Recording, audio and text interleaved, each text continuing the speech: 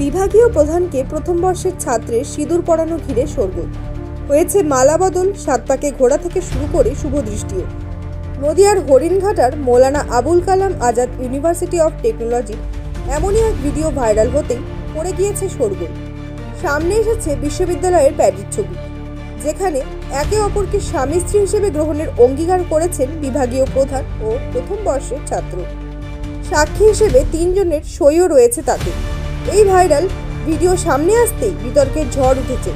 খবর সূত্রে জানা গেছে, বিতর্কের মুখে ওই অধ্যাপিকা জানিয়েছেন ক্লাসরুমে বিয়ের ঘটনা আদৌ সত্যি নয়, পুরোটাই একটি প্রজেক্টের অংশ। ক্লাসরুমে অধ্যাপিকা ও ছাত্রের মালা বদলের ছবি ভিডিও সামনে আসতেই পদক্ষেপ নিয়েছে ম্যাকআউট কর্তৃপক্ষ। আপাতত ছুটিতে পাঠানো হয়েছে ওই অধ্যাপিকাকে। শুরু হয়েছে বিভাগীয় তদন্ত। এই ঘটনা নিয়ে মুখ খুলেছেন প্রযুক্তি বিশ্ববিদ্যালয়ের অ্যাপ্লায়েড সাইকোলজির অধ্যাপিকা পায়েল বন্দ্যোপাধ্যায়। তিনি জানান, ফ্রেশার্স অনুষ্ঠানের একটি অংশের বিয়ের বিষয়টি ছিল। তিনি বলেন, কোনো ড্রামার একটি ক্লিপিং এভাবে যে ভাইরাল হতে পারে এটা আমার চিন্তারও বাইরে।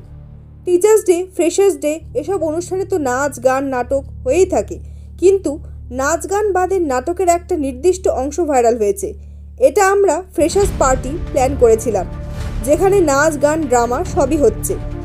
সেই হিসেবেই ড্রামাটা হয়েছিল, যেখানে ছাত্র এবং শিক্ষক অংশগ্রহণ করতে পারে, কিন্তু একটা পার্ট নিয়ে সেটা ভাইরাল করে দিল।